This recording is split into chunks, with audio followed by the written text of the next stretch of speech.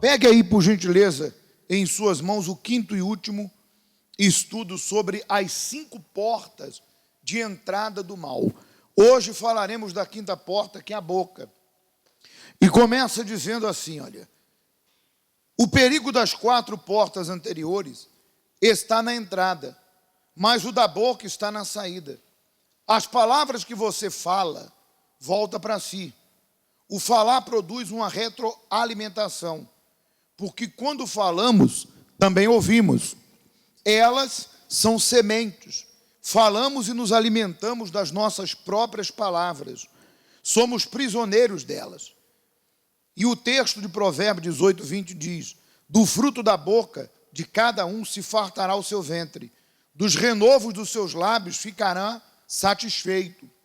A pessoa que abre a boca para dizer coisas contrárias à fé, falar mal de alguém, julgar, murmurar, confessar derrota, etc., está convidando o inferno para a sua vida. Assim também a língua, diz o texto de Tiago 3,5, é um pequeno membro e gloria-se de grandes coisas. Vede com grande bosque um pequeno fogo incendeia. A língua também é um fogo, como um mundo de iniquidade. A língua está posta entre os nossos membros e contamina todo o corpo e inflama o curso da natureza e é inflamada pelo inferno. Tiago 3,5. Muitas pessoas incautas pronunciam palavras e não têm noção do espírito que estão trazendo para dentro de si. Saiba que há um poder muito grande naquilo que você fala. A morte e a vida está no poder da língua. E aquele que a ama comerá do seu fruto. Provérbios 18, 21. Muito bem, vamos dar uma pausa aqui. Veja que existem várias maneiras de eu usar a boca, a língua, para pecar diante de Deus. Lá no livro de Malaquias, Deus disse: as vossas palavras foram duras demais para mim. O povo daquela época, na ocasião de Malaquias, aquele período do povo de Israel, porque foram vários períodos, Malaquias é o último livro, é um profeta, então entende-se que era um dos períodos mais próximos da vinda de Jesus. Muito bem, a Bíblia diz que Deus disse ao povo: as vossas palavras são duras demais para que eu ouça. E eles disseram por meio do profeta: mas o que nós temos falado contra Deus que é duro demais para Deus ouvir? E aí Deus responde dizendo: vós dizeis, inútil é servir a Deus, do que me aproveita guardar os seus mandamentos e andar em retidão diante de Deus. E veja que isso é um pecado terrível. Quantas pessoas que por não terem uma vida como querem, ou por não terem chegado onde desejam, ou por não ter acontecido o que querem, ou por não ter resolvido o problema que querem, abre a boca para falar besteira, e um tipo de besteira como essa. Ah, parece que Deus não me ouve, parece que Deus não me atende, parece que Deus não olha para mim. Você está querendo dizer o quê? Você está querendo dizer o seguinte: que você cumpriu com a tua parte e que Deus te enganou, que você foi verdadeiro e Deus foi falso, que você fez a tua parte e Deus mentiu. Seria muita presunção, petulância, para não dizer arrogância minha, dizer: ah, parece que Deus não quer me abençoar. Deus é justo, gente. Ele é justo e fiel. Claro, se algo não aconteceu hoje, não significa que Deus não está a trabalhar. Se eu não cheguei ali, não significa que eu não vou chegar, eu estou vivo. Tudo é um tempo, tudo é um processo. A semente tem um tempo para produzir. Ninguém planta hoje para colher amanhã. A mulher não engravida hoje e amanhã está com o filho nos braços. Mas tem gente que é ansiosa, ociosa, e quando não vê as coisas irem como ela quer, começa a falar besteira para quem? Para Deus. E peca. Sem falar daquelas, tratando-se ainda de Deus, sem falar daquelas que sabedoras do seu pecado, sabedoras que precisam mudar, precisam se consertar, precisam decidir, porque tem gente que vem à igreja só para acompanhar a esposa, o marido, o filho, o pai, a mãe, eu venho por vir. Tem gente que não está nem aí para Deus, gente. Está nem aí para nada, vive a vida por viver um dia após o outro, quer compromisso com nada, não quer nada com Deus, não faz nada, não ora, não jejuma, não se entrega, não obedece, não batiza, não abraça a fé, fica só ali. Por quê? Porque essa pessoa não decide. Ela está viva, não está?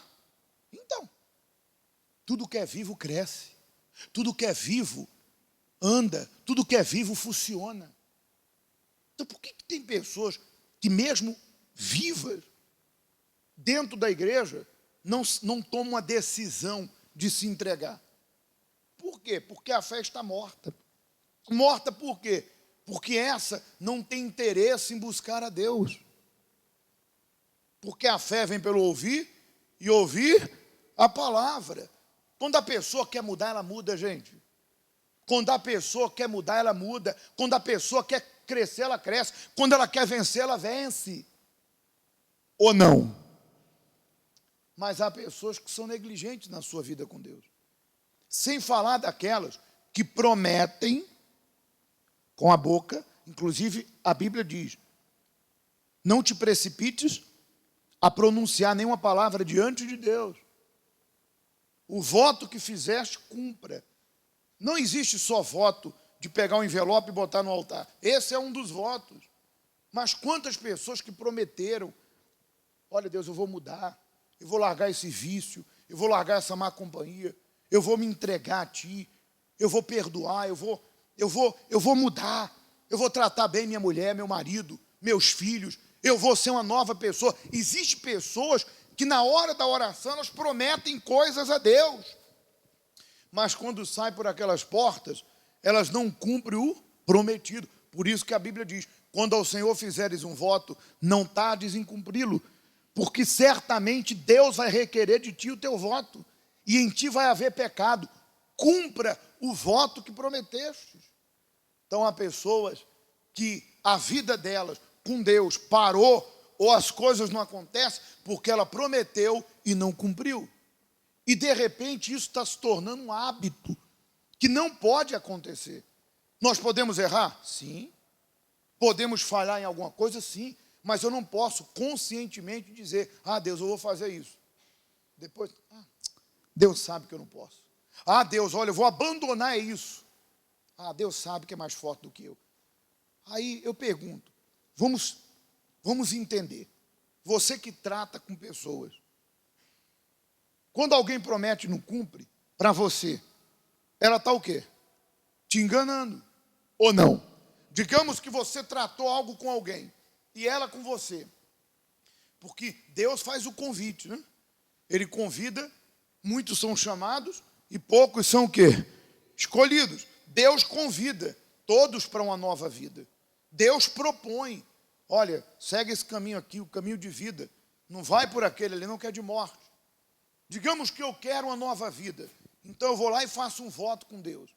Eu assumi um compromisso, eu fiz um voto e não cumpri. Como você se sente quando alguém assume um compromisso com você e não cumpre? Quando diz que vai fazer isso e não faz, vai tratar disso e não trata. Aí de repente a pessoa chega para você e diz assim, poxa, fulana, me desculpa, eu falei que ia fazer e não fiz, mas olha, eu prometo a você que tal dia, pode contar com isso, porque vai estar contigo, eu vou estar com você, eu vou resolver. Chega tal dia, cadê a pessoa? De novo a mesma coisa. Aí você fala assim, poxa, fulano está brincando comigo, só pode. E aí você fala, vem cá, você acha que eu sou o quê? Você está de brincadeira? Você prometeu e não cumpriu, você deu um prazo e não cumpriu, vai chegar uma hora que você não quer nem assunto com aquela pessoa, porque ela não é mais de confiança. Você confia numa pessoa assim? O mesmo é Deus. Quando a pessoa pronuncia e não cumpre, ela fica nessa condição de alguém que está a brincar com as coisas de Deus. Primeiro, a pessoa fala o que não deveria. E outras promete, não? Eu estou a falar em relação a Deus, mas ainda tem em relação ao ser humano, em relação ao próximo. Para concluir, vamos ler aqui para a gente entrar na Bíblia. O bem e o mal estão no poder da língua, e cada um decide como usá-la. Se de um lado temos o coração, que é perverso e enganoso, por outro lado temos a língua, que é um mal que não se pode refrear. Está cheia de peçonha mortal. Com ela bendizemos a Deus e Pai, e com ela amaldiçoamos os homens, feita a semelhança de Deus. Cuidado com as palavras, ou com suas palavras, e conversas, pois demonstram o que está dentro de você, e revela a sua condição espiritual. Devemos estar atentos aos nossos lábios, para não falarmos nenhuma palavra impensada, que venha depor contra nós diante de Deus, e que possa ser usada pelo diabo para nos acusar. E o texto de Mateus, bem, esse aqui já vamos ler daqui a pouco, né? Então, vamos pular. Pense bem, antes de pronunciar qualquer palavra, faça como Davi. Põe, Senhor, disse Davi, uma guarda à minha boca, guarda a porta dos meus lábios. Antes da gente ler Mateus, veja que nós precisamos vigiar. Porque tanto eu posso falar coisas que desagradam a Deus, ou posso fazer uma promessa e não cumprir e pecar, como eu posso pecar em relação ao meu próximo. Porque existem pessoas que, infelizmente, elas não refreiam sua língua. Tudo que vem à mente e tudo que vem à boca, elas falam, sem medir as consequências daquelas palavras. Eu até contei de manhã, quando nós realizávamos uma corrente pela vida sentimental, atendi uma senhora, e ela arrependida, triste, porque ela brigava muito com o marido, e todas as vezes que ela brigava, ela dizia, vai embora, você não presta, vai embora, isso e aquilo e tal. Aí eu pergunto, precisava disso? Não. Até que um dia o homem ficou tão revoltado que falou, para ir embora, eu vou embora. Foi embora, foi morar com um parente, depois começou a sair com os colegas de trabalho, arrumou outra, foi morar com a outra. Aí quando ela viu que havia perdido o casamento, depois que viu a besteira que fez, depois que viu que agiu no impulso, aí ela, vou pedir, buscar Deus para o meu marido voltar. Por isso que a Bíblia diz, a mulher sábia edifica sua casa, e a tola com as próprias mãos destrói. Falou demais. Tem gente que fala demais. Tem gente que fala a vida dela para quem não deve. Aí daqui a pouco a tua vida está na boca de todo mundo. Aí você acha ruim que a pessoa falou de você. E quem mandou você falar tua vida particular, teu segredo? Se você não queria que ninguém soubesse, você falou por quê? Linguaruda, língua grande. Tem gente que fala demais. Acaba falando besteira para quem não deveria.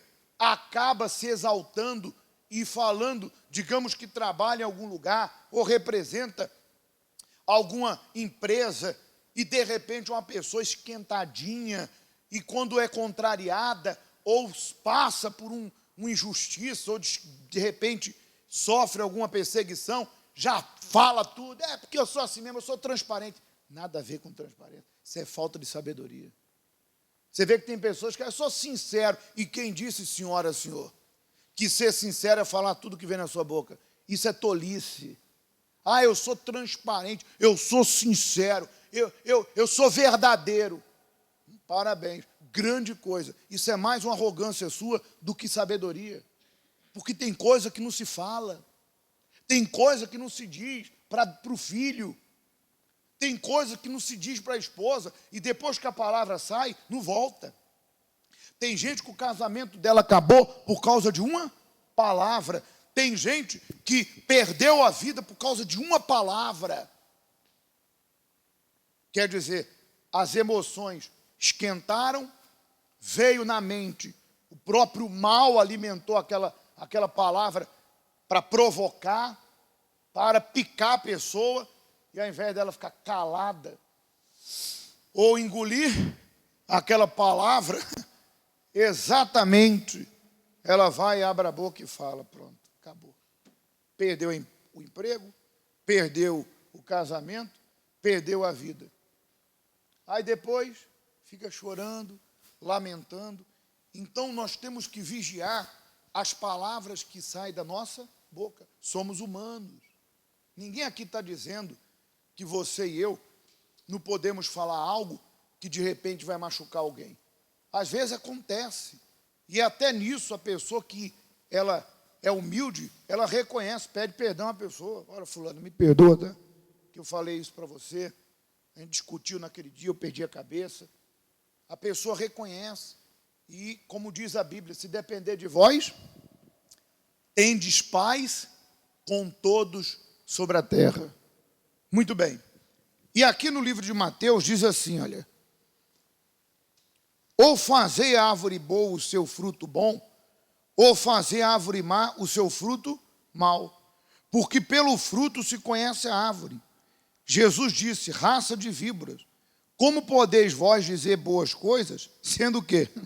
Maus. Pois do que há em abundância no coração, disso fala o quê? A boca. Está vendo? Pastor, meu marido só fala besteira. É porque é vazio, coitado. É uma pessoa vazia de Deus e vazia do que é bom. Pastor, minha esposa, meu irmão, meu pai, minha mãe, olha, é só praga, só maldiz, só condena, só julga. Eu já nem sei o que fazer, não tenho o que fazer. Ora por ele. Ora para que essa criatura encontre Jesus. Ela é um poço de podridão, um poço de coisa ruim. Ela só dá o que tem. Como não tem nada para dar, só dá palavrão, mentira, xingamento, condenação, fala mal dos outros. Você não vai mudá-la. Ora por ela, fala: Deus, tem misericórdia.